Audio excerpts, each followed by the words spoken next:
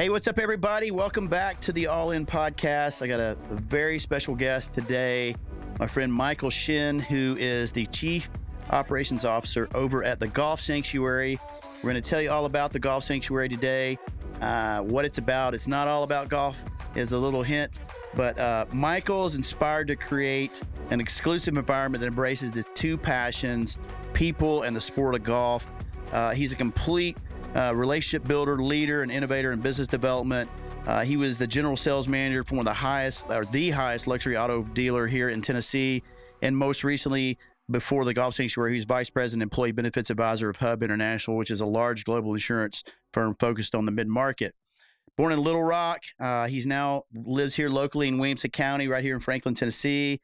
Proudly calls this community his home, his free time. Michael is passionate about spending time with his loving wife and his two beautiful daughters, and who share his zest for life in this county. So good to be with you, man. Thanks for coming. Man. Thanks for having me. Excited to be here. So first of all, I'm a member over here at the Golf Sanctuary, and that's how we met. Also an investor, but tell us about the Golf Sanctuary, what it is, and we'll through this video we'll show some of you guys. It's a private club, but there will be some pictures that are approved and that you can see on the inside of what it's like. But it's not all about golf, is it, brother? No, not at all. I mean, golf is really that common language that kind of brings us all together, right? But really, it's about developing community. I mean, most of the people that are there are searching for kind of their tribe, right? And all of our members are business leaders in the market, and they want to share life with their families, and at the same time they have responsibilities to entertain their clients and their prospects and their friends and their family. And so for us, it's really focusing on delivering an elevated experience for the things they're already doing in their life, but being able to do it with people that they share that common bond with, which is the game of golf. And so the golf piece, just so you guys understand, it's indoor, it's virtual golf. You can play, Pebble Beach if you wanted to, which and virtually hit it into the screen. It's amazing. Yeah. Tracks your ball, follows it. Yeah. So, I'll speak a little on that. Yeah. So, we use TrackMan, which is the Ferrari of golf technology. We're very fortunate to get access to a lot of things that we do with them. Lance Vincent is one of our members, and he's the PGA Tour rep for TrackMan, and so we get to do a lot of their beta testing, which is really fun for us. We like to break stuff. So, for me, I don't want to say like I'm a perfect candidate as a member for what we do, but at the same time, I bring in friends who are executives in the market and entertain them, whether it's at a tequila tasting or a bourbon tasting, or whether we want to go play 9 holes at Pebble or one of the other 290 golf courses and have some lunch by an executive chef and talk a little shop or talk a little bit about life and get back to what we were doing. I mean, golf has become one of those things where everybody loves doing it, but it's a 9-hour day. I mean, you're playing 4.5 hours around a golf if you're lucky. You're driving there, you're warming up, you're having breakfast, lunch, or dinner. It's a day experience, right. And so. For normal golf. Golf, yeah. It really truncates it, makes it a lot shorter. Yeah, I can play 18 holes in 35 minutes, wow. And for me, I get to get that competitive fix. You've got, tournaments that we host within the club that are just for our members. You got tournaments that TrackMan puts on, which are, 50,000 users. And then now you've got Next Golf Tour, which is sponsored by TrackMan, and you have $150,000 purses for the guys that want to compete at a really high level. And so you really can get that competitive fix in a multitude of facets. So it's really cool. So how'd the whole idea originate? To have this idea, talk about that. So Billy Brown, my partner, he approached me 6 or 7 years ago, said, I kind of want to build this like indoor golf thing, and the original concept, as most concepts are, they start very small and they kind of grow and expand. And the easiest way I could explain it was kind of like a anytime fitness. It was, show up to like 3 suites. There was a conference table, and you might have a concierge there. But you could go work out or whatever at midnight. Yeah. But you could go hit balls at midnight if you wanted to, right? And so for me, where we really kind of where I feel like we really started gaining traction is when we really started focusing on the community aspect of it. I would say we've got maybe 3 members that could play professional golf. We got 297 that are, social golfers. Yeah. And so, so it's really about being able to bring those folks together and being able to create those connections. And so we tried to start really thinking about ways that we could focus on how do we bring people together versus how do we help people with their golf game. Right. Most people are not going in there and saying, well, what was your wedge test score today? Right. It's more about hanging out with your buddies and having fun. I always say we're a social and entertainment golf club, or we're a social and entertainment club first. Golf number 1 is supposed to be fun. Golf number 2 is supposed to be social, and those are the things that we're focused on, and those are the things that we're going to do really well. Talk about the culinary experience there, because talk about the food. It's not just pimento cheese sandwiches and hot dogs. Right. That's right. Even though I love by any pimento stretch. cheese.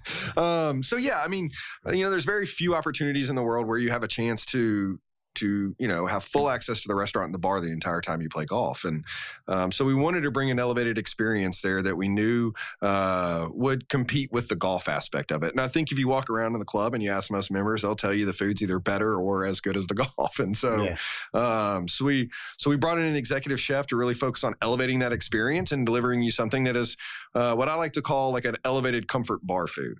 So you've got some of those like, your wings and your burgers and your flatbreads, but we're going to do them significantly better than what you're going to get. It's a Wagyu burger. But it's a Wagyu burger. Let's get that in there. It's not just a burger. It's a top 5 best burger no of doubt. any listener that is on here. I guarantee it. But, at the same time, we wanted to also bring in, some of those what I call more like full rations or full entrees. And so you've got some dishes in there that are they're going to knock your socks off. So our team's done a great job. We call them the Magnolia. Our Magnolia team's amazing.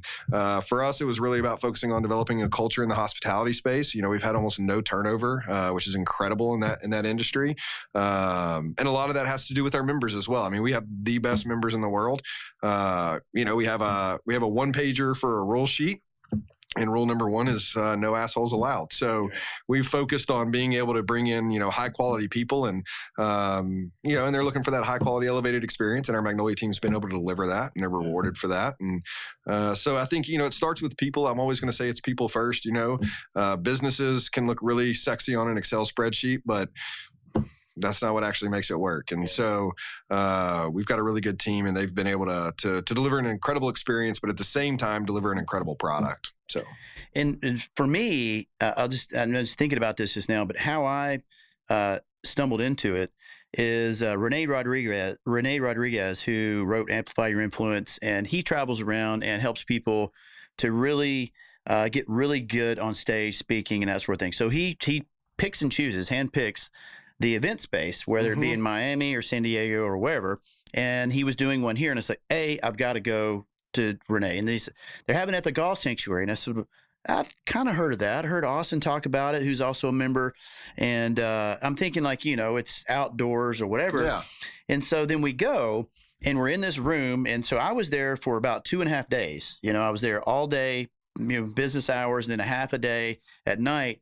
And each time, so we use it for an event space. So the events, and then each time that we had a new course that was coming through, the chef would come through and tell us what we were eating, and it was just incredible. It was a lot like going to one of those restaurants where they just kind of bring it to you a little bit at a time.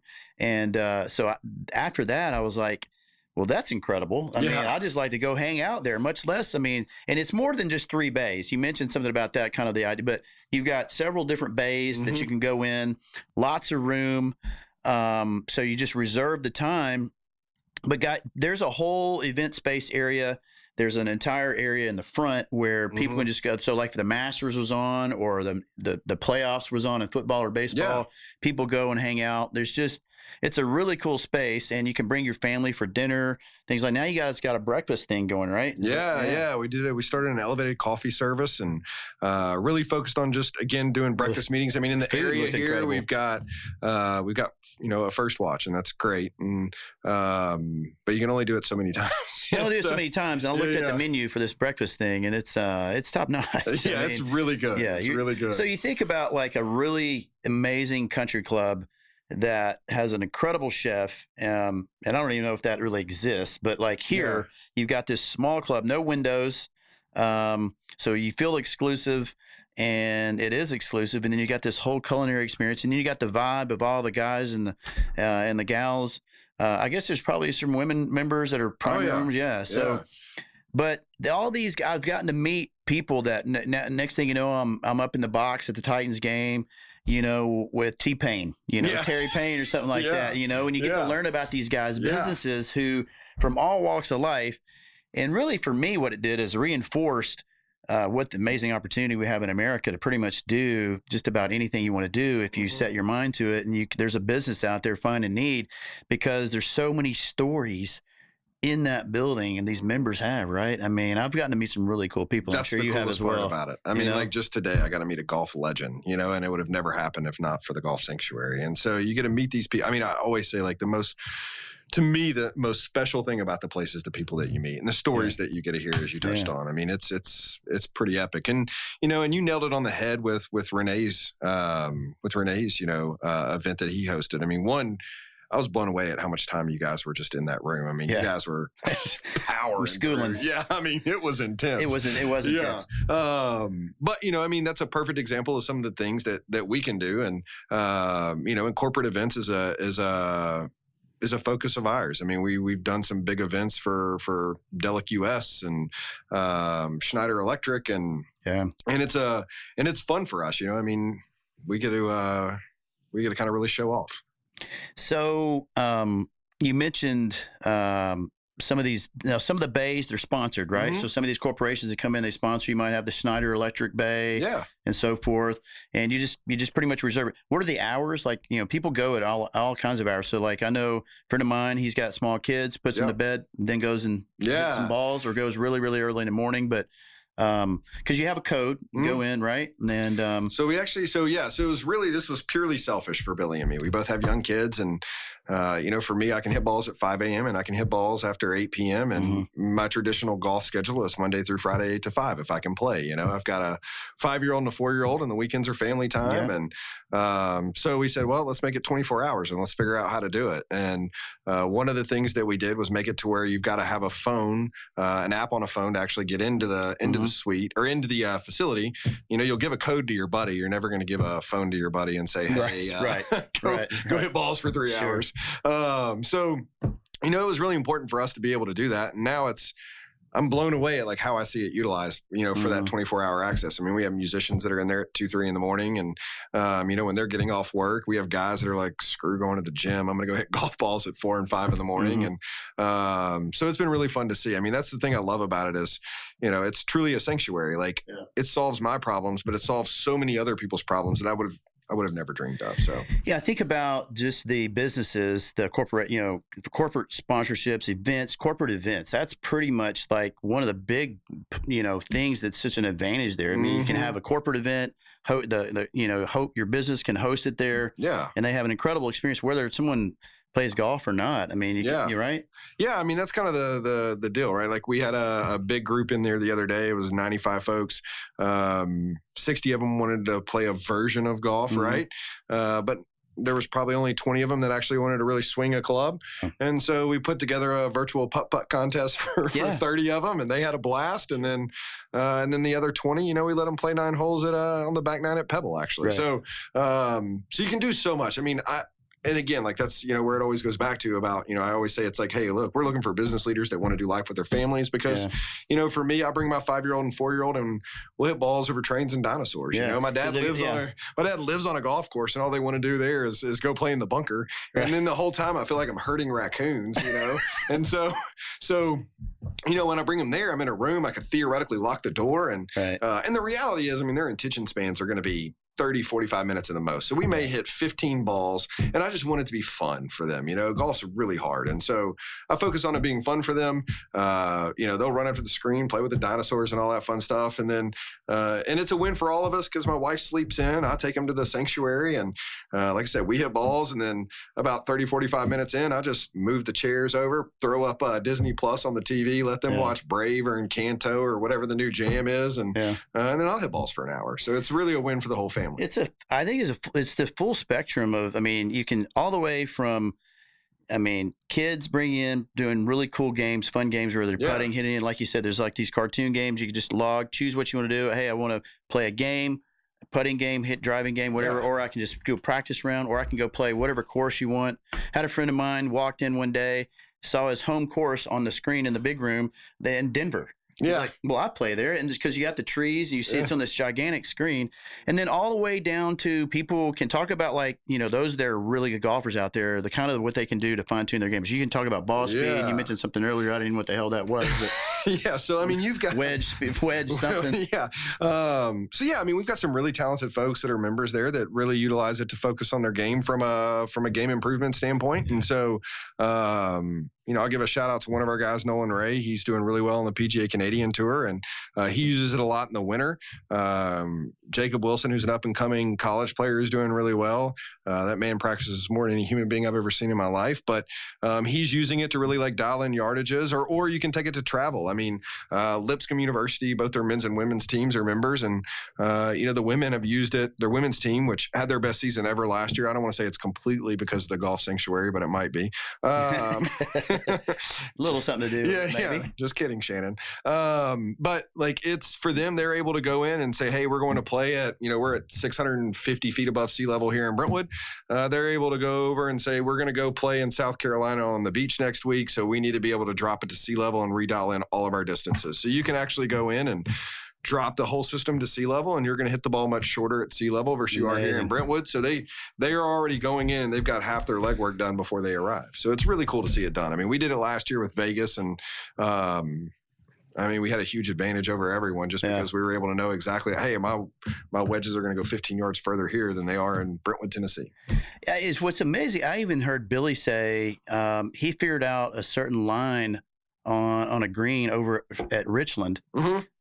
But he did it at the golf sanctuary. Yeah. So he found out this line. He said, I've been playing this putt, when I'm on this particular part of this hole, on the green, and I've been playing it the wrong way, and I figured it out here. Yeah. I was like, that blew my mind. Yeah. It's really cool what you can take and transfer from both this experience to the other. I mean, for me, the biggest thing was just like shot dispersion. You find out that, man, like, I really don't hit it that bad. I'm putting a lot of pressure on myself on this particular hole hitting a driver, when the reality is, like, I'm only going to miss it 20 yards one way or the other. So if I just aim here, I can really just eliminate the stress and just bombs away, and I'm going to be in play.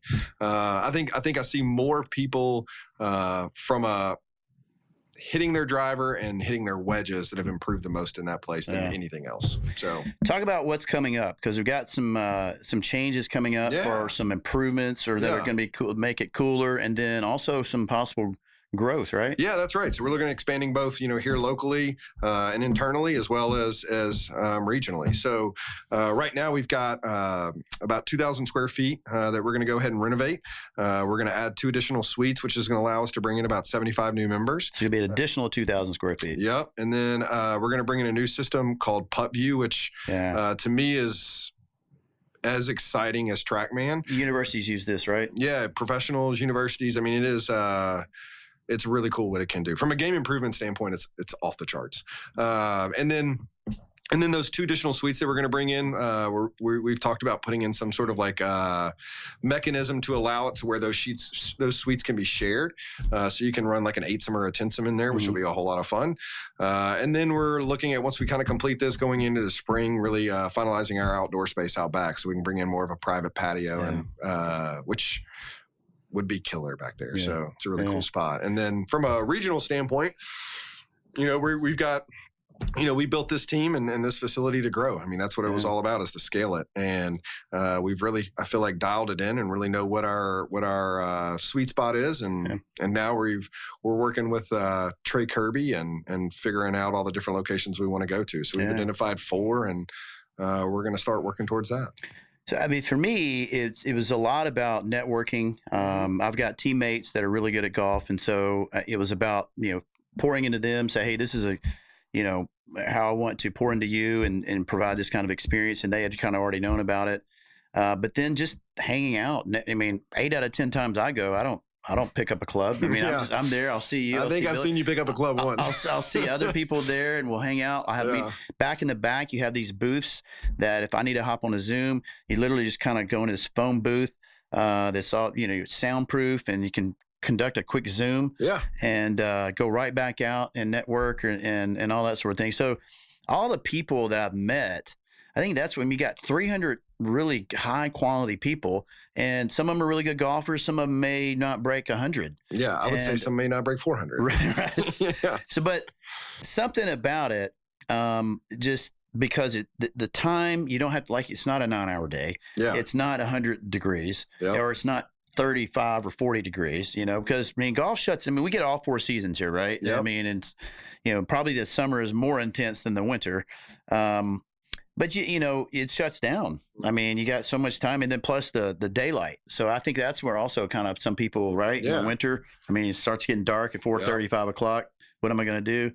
They go over and get their golf fixed. That's golf right. sanctuary. We always joke and say it's 72 degrees and snacky all the time. So, but the snacky in a way that's like really, really nice. Like, if you want to have a really, really good old fashioned Wagyu burger or flatbread, or you could have a mahi sandwich. There's just some really cool stuff, not to give it all away, but there's some really cool stuff there. So I'm really excited about, the growth opportunities. Because, it's one of those things where you can see, like, all right, this is really cool, and you could duplicate this, right? You could do it again in another place. So and we're seeing some of that. You're seeing some of the indoor places pop up now. It wasn't really the secret's out in a sense, I'd say a little bit. It's bit. really unique. It is. Yeah, but, I don't at the same see time, anyone. like, I met a dozen people last week that have never heard of us, which is also really cool to me. I love that. I always say for our members, when you invite people here, the first thing I want them to say is, what the hell is the golf sanctuary? And so I like having that mystique and that little bit of that vibe, and just makes it just gives kind of a cool factor. Yeah, 100%. So, well, man, thanks for coming on. Yeah. It's been great. Appreciate it. You want to tell anybody about something that's coming up, or maybe come by, see the club? It's kind of, is it full now? They really can't join? Yeah, we got 12 spots open right now. We got 12. So 12 spots open. Very few turnover, but every now and then somebody has to move. And it's kind of weird if you live in Seattle and trying to stay a member of a club in Nashville. We've had a couple try it. It doesn't work out. But yeah, I'd say go visit thegolfsanctuary.com, learn a little bit about it. We don't give a whole lot away there. But schedule a tour, come in, check it out. Love to show it to you. It's dope. I'm telling you. Check it out. It's sick. I don't want to oversell it. So, I'm experiencing it firsthand. So super cool, man. Glad you came on. I've been looking forward to you coming on. So I'll see you down at the club, brother. Sounds good, man. See you. Appreciate you. Thanks. All right. Yeah, man. All right, guys. We'll see you next time here on the All In Podcast. Until next time, see ya.